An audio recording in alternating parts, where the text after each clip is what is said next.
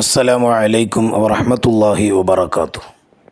ഷെയ്ഖ് മുഹിയുദ്ദീൻ അബ്ദുൽ ഖാദിർ ജീലാനി റളിയല്ലാഹു അൻഹു ഹിജറ 470 ഇറാനിലെ ജീലാൻ എന്ന പ്രദേശത്ത് ജനിച്ച് ലോകം മുഴുവൻ ആത്മീയതയുടെ പ്രഭ പരത്തിയ സൂഫി വര്യനും പണ്ഡിതനുമാണ് ഷെയ്ഖ് അബ്ദുൽ ഖാദിർ ജീലാനി റളിയല്ലാഹു അൻഹു.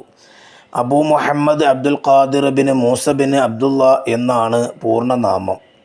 ബഗ്ദാദായിരുന്നു പ്രധാന പ്രവർത്തന മേഖല. ഹിജറ 488 ബഗ്ദാദിൽ പ്രവർത്തിക്കുന്നത്.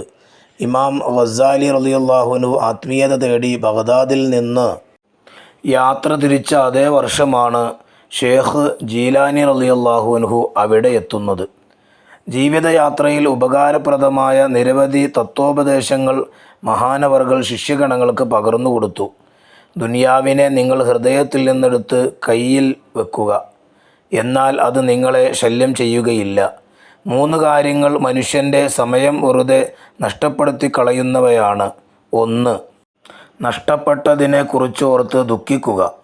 2. സ്വന്തത്തെ മറ്റുള്ളവരുമായി താരതമ്യം ചെയ്യുക. 3. എല്ലാ ജനങ്ങളെയും തൃപ്തിപ്പെടുത്താൻ വേണ്ടി ശ്രമിക്കുക. ഇങ്ങനെ ആ ഉപദേശങ്ങൾ നീണ്ടുപോകുന്നു.